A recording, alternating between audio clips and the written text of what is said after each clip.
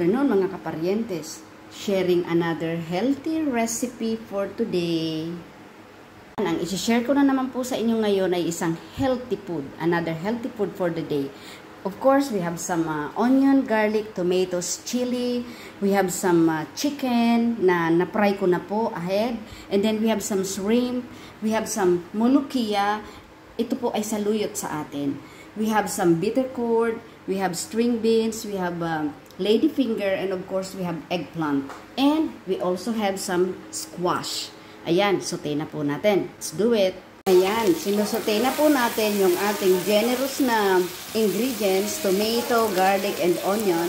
And then, ang sikreto ko po nito, nilalagyan ko po siya ng squash para pampalapot bago natin ilagay yung ating shrimp. Ayan, gisa-gisa. Okay, yung iba pong squash, medyo dudurugin po natin siya. Yung iba pong squash, medyo imamas po natin siya bago natin ilagay yung ating shrimp. Yan po ang sikreto para may pampalapot. Ayan.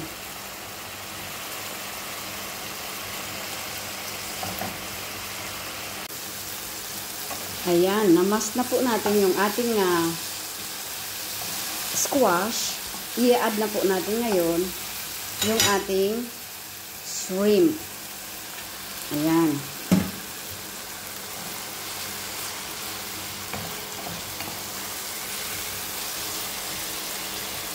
Ayan, wait na lang po natin. Lagyan natin ng cover.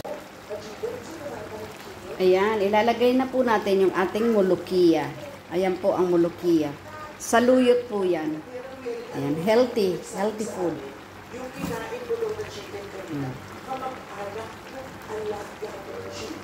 Ayan.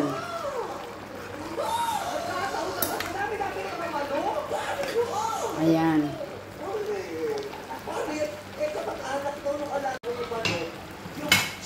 Ilagay na rin po natin yung ating lady fingers, okra. Ayan.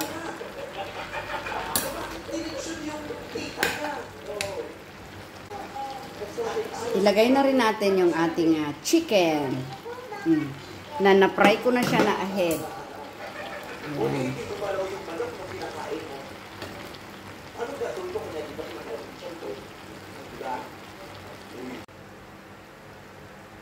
Ayan, nakashare na naman po ako sa inyo ng panibagong healthy recipe. Ayan, kung napansin niyo po mga kaparientes, hindi po ako gumagamit ng bagoong sa aking pagluluto or patis. For healthy reasons na rin po. Anyway, maraming salamat po sa pagsama sa akin ngayon. Ayan, masaya po ako na nakapag-share na naman ako ng another healthy and delicious food po para sa ating lunch for today. Thank you so much po. Maraming salamat.